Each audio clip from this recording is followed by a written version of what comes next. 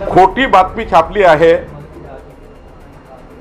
लहान पक्षाला संपवा अशी बातमी आहे, खोटी बातमी छापली आहे। ज्या पत्रकाराने खोटी बातमी छापली आहे त्या पत्रकारांना मी व्यक्तिगत नोटीस देणार आहे। आव्हान होतं काय सांगायला?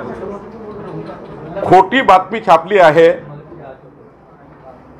लहान पक्षाला संपवा अशी बातमी आहे, खोटी बातमी छापली आहे। मी त्या पत्रकारांना व्यक्तिगत नोटीस देणार आहे। मी असं म्हटलं, विकसित भारताचा संकल्प मोदीजींनी केला आणि या संकल्पाला साथ देण्याकरता महाराष्ट्रभर पक्ष प्रवेश होतात आहे।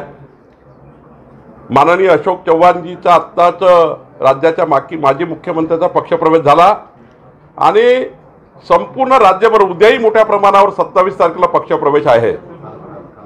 मी असं म्हणालो, प्रत्येक बूथवर प्रत्येक मतदान केंद्रावर मोठ्या प्रमाणावर छोटे छोटे कार्यकर्ते मोदीजींच्या संकल्पाला साथ देण्याकरता भाजपमध्ये यायला तयार आहे आणि काही आपल्या ज्या महायुतीमधले घटक पक्षाचे छोटे छोटे पदाधिकारी आहेत त्यांचं सहकार्य घ्या, त्यांना सोबत घ्या आणि जे भाजपमध्ये येण्यासाठी उत्सुक आहेत ते पक्षामध्ये घ्या। कारण अनेक लोकांचे मला बूथवरनं मेसेज येतात की आम्हाला पक्षात यायचं आहे, पण आमचा पदाधिकारी न पोहोचल्यामुळं ते पक्षात येण्याकरता त्यांना विलंब होतो आणि म्हणून मी जाहीर आवाहन केलं की भाजपमध्ये येणाऱ्या प्रत्येकाला पक्षामध्ये घ्या।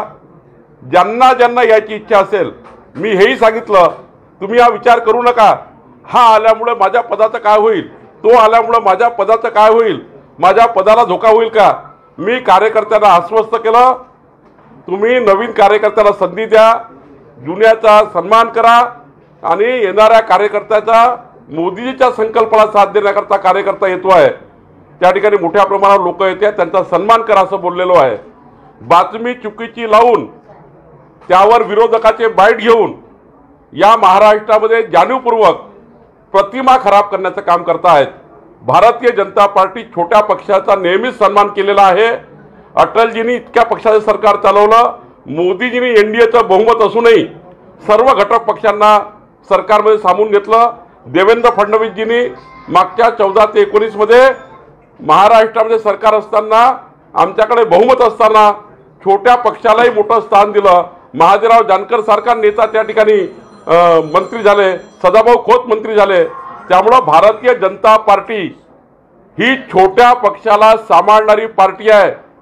ही पार्टी काँग्रेस सारखी नाही आहे। या पार्टीमध्ये छोट्या पक्षाला सन्मान आहे आणि भारतीय जनता पक्ष वाढवणे, भारतीय जनता पक्षाची उंची वाढवणे ही माझी जबाबदारी आहे। जेवढे लोक भाजपमध्ये येतील त्या सर्वांना भाजप स्थान देईल।